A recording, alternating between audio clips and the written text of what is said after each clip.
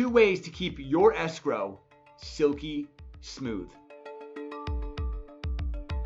Hey guys, thanks for tuning back in. My name is Robert Mack with 5 Realty, and I'm talking about how to keep your escrow smooth and silky to close on time with as little friction as possible. Well, in my experience, there's 2 ways you can avoid that. Now, let me give you some context.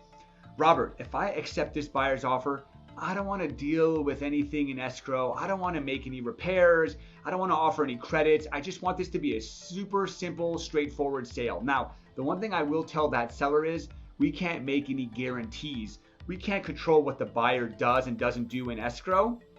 But what we can do is set ourselves up to win. So what are those 2 ways? Well, number 1 is to get so many offers that you have tons of backup offers. Well, how does that work? Well, let's say you price your home aggressively. Let's say you have a $2 million property and you price it at 1.9 and you generate 15 offers and you sell for, let's say, 2.1 million.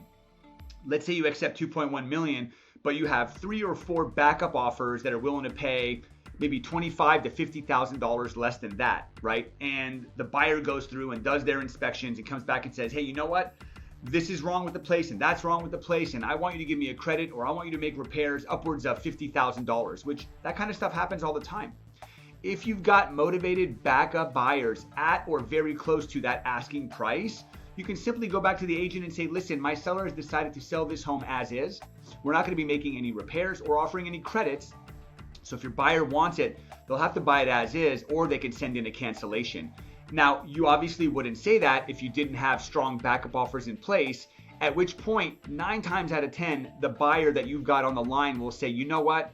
I don't want to lose this home over $25,000 or $50,000, so I'll just buy the home as is.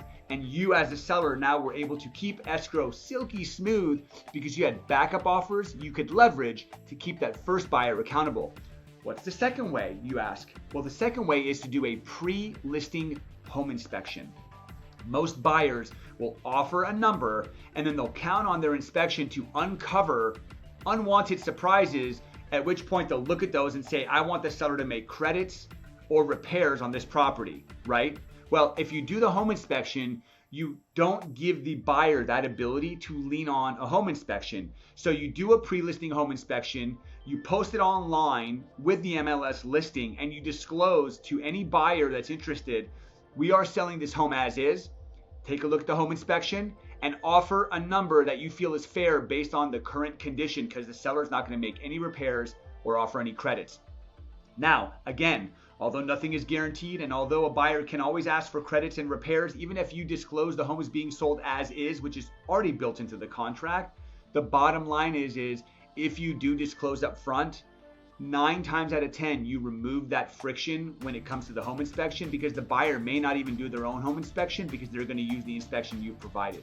So if you're a seller out there and you're thinking about selling and you're looking for a super silky smooth escrow, either take my advice or send me a message, and my team and I would love to help. If you like what I'm putting out there, make sure you like, comment, share, and subscribe, and I'll talk to you next time.